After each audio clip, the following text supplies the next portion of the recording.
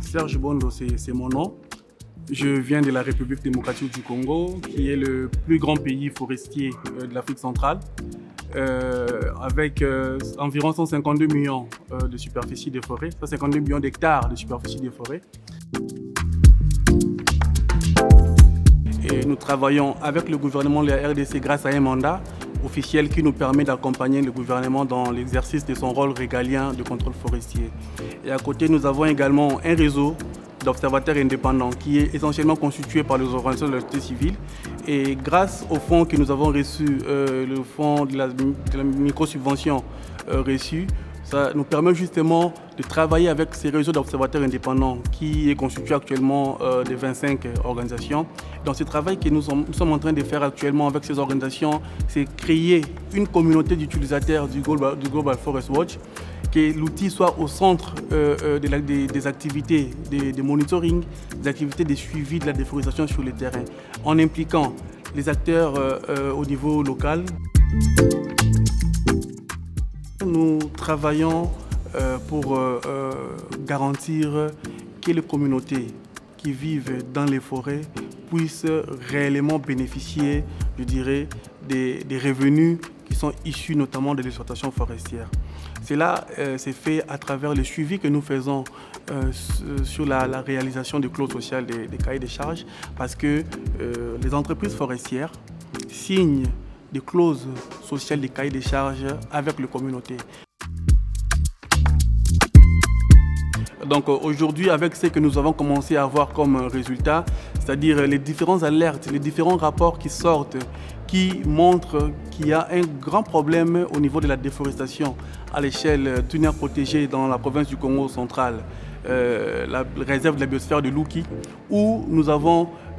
sonné les différentes alertes pour dire qu'il y a un grand problème qui menace la biodiversité dans cette réserve.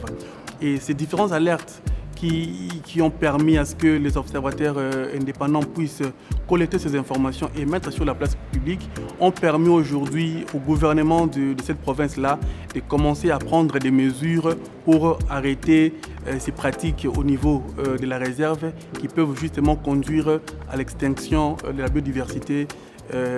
à l'échelle de cette réserve, de la biosphère. Oui, nous utilisons principalement 3 outils qui sont développés par le WRI, à savoir l'Open Timber Portal OTP, l'Atlas forestier ainsi que le Global Forest Watch. Ces outils nous permettent justement de travailler dans le cadre de nos missions des contrôles forestiers ou d'observation indépendante. Après avoir, je dirais, observé ces alertes, c'est-à-dire tout en étant au bureau, nous pouvons une fois sur le terrain utiliser le Forest Watch, l'opérateur ou l'observateur indépendant qui est sur le terrain fasse un suivi pour identifier les alertes qui ont été observées tout en étant au bureau, mais les confronter avec les réalités sur le terrain afin justement de permettre d'identifier les causes de ces alertes. Je pense que la meilleure leçon à partager, c'est l'objectivité qui doit caractériser le travail d'un observateur indépendant. Et donc il faut toujours avoir une approche de triangulation des informations, c'est-à-dire avoir les faits d'une part, les faits qui sont identifiés sur le terrain, avoir un autre son de cloche qui peut provenir des autres acteurs à travers des enquêtes, des interviews, mais aussi voir ce qui est prévu par la réglementation ou les lois du pays. Et cette triangulation permet d'avoir des éléments factuels à présenter, associés à ça des preuves robustes qui peuvent justement permettre à l'observateur indépendant d'avoir une information complète à partager avec le reste du public.